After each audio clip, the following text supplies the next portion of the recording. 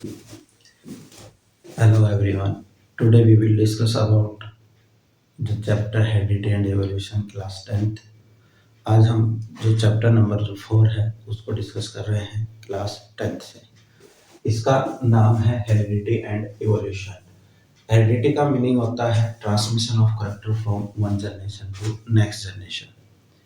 इससे previous chapter में third जो चैप्टर है उसमें हमने पढ़ा है sexual reproduction in living organism.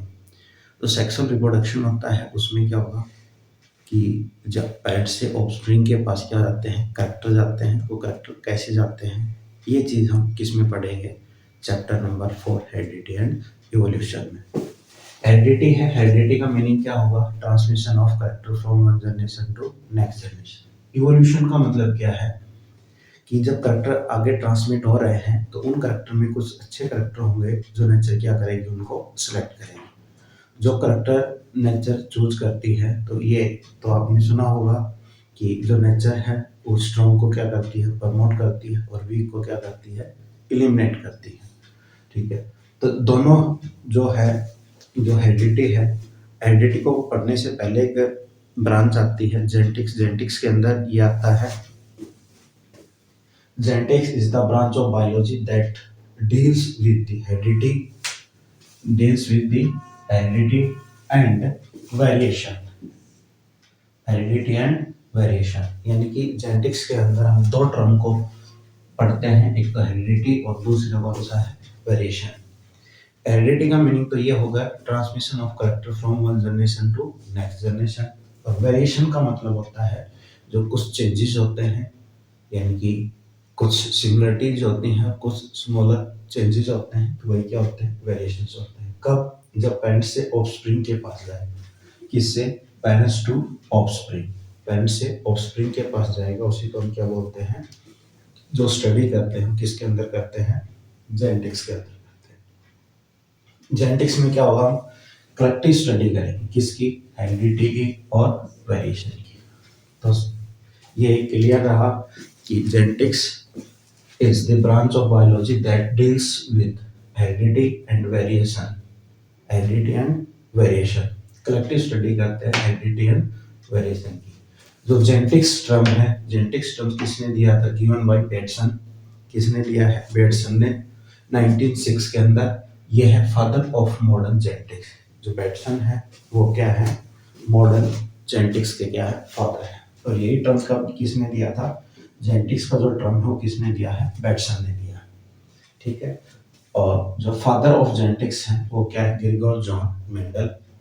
ठीक है, इनका जो जन्म है वो 1822 और जो डेथ हुई है वो है 1884 के अंदर। तो ये डेट है वो पूछी जाती है एग्जाम में, और ये पूछा जाता है कि फादर ऑफ जेनेटिक्स कौन है। तो इसको हम क्या लिख सकते हैं, जी जे मेंडल।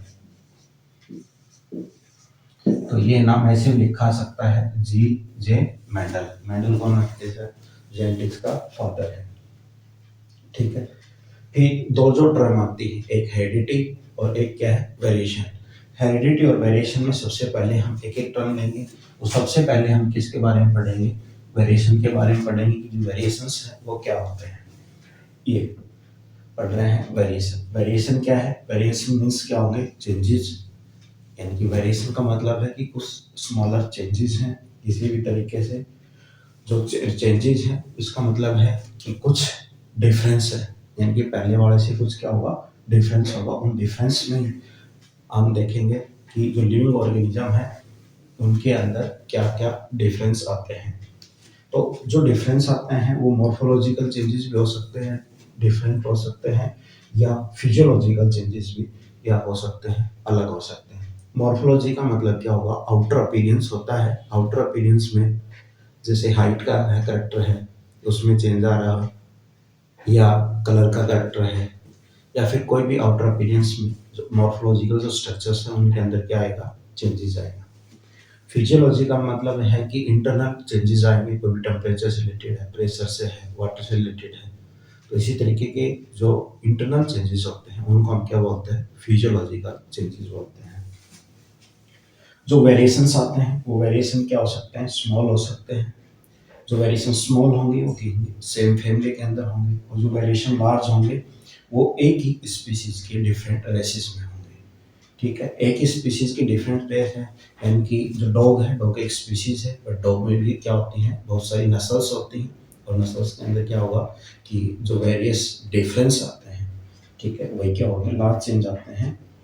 उसके बाद होगा कि जो चेंजेस हैं वो चेंजेस अपीयर कैसे होते हैं, यानी कि जो वेरिएशन है, वेरिएशन का सोर्स है वो क्या है। इनहेरिटेबल, इनहेरिटेबल वेरिएशन, जो वेरिएशन जो आगे नेक्स्ट जनरेशन में जा सकते हैं आर प्रोड्यूस बाय इसके रिप्रोडक्शन, यानी कि जो इनहेरिटेबल जो वेरिएशंस होते हैं वो कैसे आते हैं, वो रिप्रोडक्शन के थ्रू आते हैं। ठीक है, तो ये आज का जो वीडियो है ये इंट्रोडक्टरी पार्ट था चैप्टर 4 का। नेक्स्ट वीडियो में हम क्या करेंगे, कंटिन्यू चैप्टर को पढ़ें। Thank you.